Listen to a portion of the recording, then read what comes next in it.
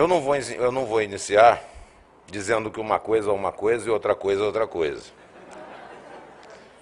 Mas, em outras palavras, tenho a dizer o seguinte: o trabalho temporário, sabemos todos, ele tem por fim a substituição de pessoal regular. Pessoal em época de férias, de licença, suspensão disciplinar, licença maternidade, ou então para o atendimento de demanda extraordinária em épocas como Natal, Dia dos Pais, Dia dos Namorados, né? Semana que antecede o dia e, finalmente, a semana propriamente dita, em que as vendas aumentam e existe a necessidade do atendimento de uma demanda extraordinária de serviço. Então, trata-se de contratação mediante intermediação, que é lícita, feita entre uma empresa fornecedora de mão de obra e uma empresa utilizadora ou cliente, em que o trabalhador não é empregado de nenhuma das duas. Isso está muito claro na Lei 6.019 de 74, e a anotação que é feita na carteira de trabalho é feita na parte de anotações gerais da CTPS e não na parte de contrato de trabalho. O trabalho temporário, portanto, ele não é hipótese de terceirização, porque o trabalhador temporário não presta serviço a uma empresa estando vinculada por contrato a outra. É hipótese em que uma empresa, a qual o trabalhador temporário não está vinculado por contrato, intermedia entre o trabalhador temporário e uma empresa cliente o fornecimento de mão de obra temporária. O contrato é apenas para viabilizar esta intermediação. Trata-se, portanto, de intermediação de mão de obra. Essa intermediação existe em algumas outras hipóteses, lícita também, como ocorre no trabalho avulso, em que o órgão gestor de mão de obra fornece mão de obra às empresas portuárias. Mas o tratamento dado ao trabalho temporário, ele distingue-se, no entanto, do trabalho avulso. A Constituição reconhece a igualdade de direitos entre o trabalhador com vínculo empregatício permanente e o trabalhador avulso. Eles são igualados pela Constituição, o que não acontece com o trabalho temporário. O trabalhador temporário, segundo a lei infraconstitucional, ele faz jus apenas a um rol de direitos trabalhistas, direitos a ele estendido, porque ele empregado não é, previsto na Lei 6.019 de 74, que regula esse tipo de contratação. A lei infraconstitucional também estende direitos trabalhistas hoje em dia aos cooperados, embora ele não seja empregado. Então é possível estender direitos trabalhistas a quem não é empregado, e a própria Constituição prevê isso. A única isonomia prevista na lei do trabalho temporário diz respeito ao direito à remuneração equivalente à percebida pelos empregados da mesma categoria da empresa tomadora, e assim dispõe o artigo 12A da Lei 6.019 de 74. Então não é isonomia em todos os direitos, é isonomia nesse tipo de direito, além da extensão de direitos trabalhistas ao trabalhador temporário. O tratamento diferenciado, por que esse tratamento dado ao trabalhador temporário? Decorre do fato de que no trabalho avulso, a necessidade do trabalhador é permanente. Existe uma permanente necessidade daquele tipo de trabalhador, mas ele não é empregado porque ele não tem vinculação com um tomador determinado, ele presta serviços para várias empresas simultaneamente, serviços geralmente de natureza portuária. No trabalho temporário é diferente. O trabalhador não é empregado, não apenas porque a necessidade do seu trabalho é temporária, mas ele não é empregado, não apenas por isso, mas também pelo fato de que já existe um empregado que faz o serviço habitual e que ele visa ou substituir ou visa ajudar durante um determinado tempo de demanda extraordinária de serviço. Então já existe um empregado lá. E ele vai substituir esse empregado que está de licença, ou ele vai ajudar os empregados que estão trabalhando, porque existe uma demanda extraordinária de serviço. Então, por isso é que ele não é empregado, porque já existe um empregado que atende à necessidade permanente da empresa. O trabalho temporário, por sua vez, difere do trabalho seletista por prazo determinado. Ele difere pela natureza, difere pelo prazo, difere pelas hipóteses sejadoras de sua configuração. O trabalhador temporário não visa suprir uma necessidade permanente da empresa tomadora.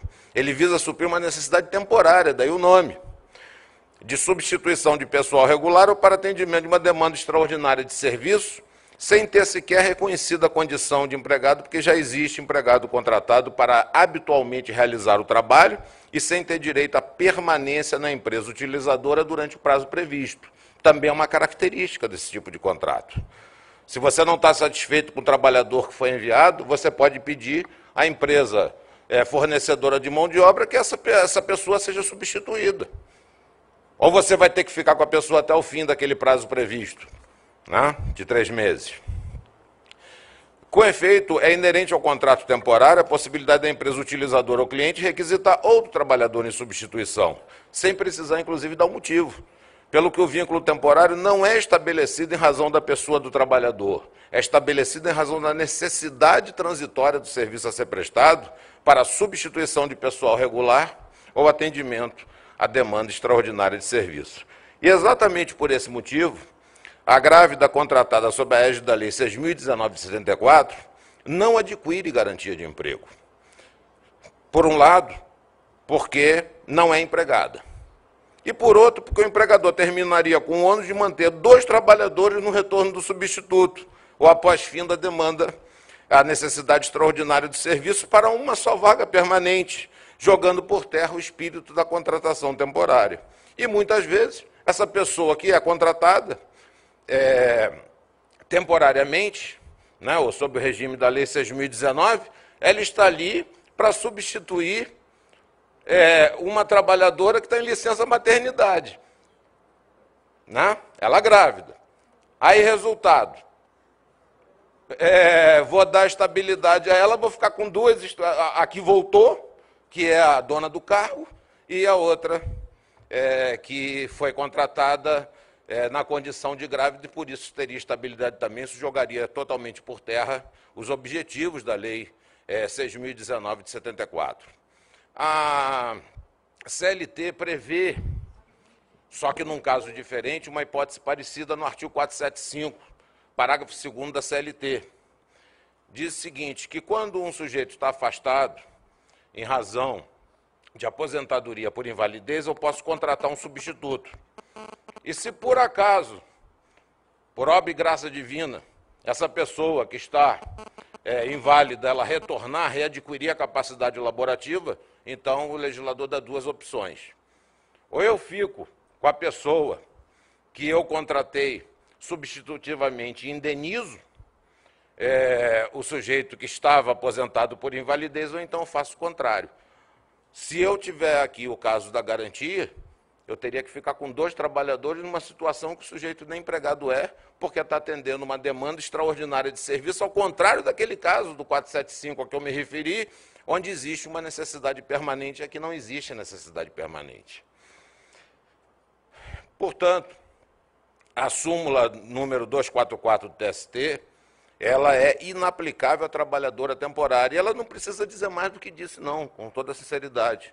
Ela está ali prevendo o contrato por prazo determinado, mas não o contrato de trabalho temporário, que não é o contrato por prazo determinado da CLT. Por outro lado, é plenamente aplicável à empregada contratada pelo contrato seletista por prazo determinado, porque nesse caso não tem os óbices do trabalho temporário, os precedentes do STF e a súmula do 244 estão corretas, no meu entender, porque ali existe a necessidade permanente. Por outro lado, o TST não enfrentou isso porque os precedentes estão sendo firmados. A jurisprudência não é assim, eu quero fazer, eu edito uma súmula. Não se edita a súmula. Não é assim que a coisa funciona.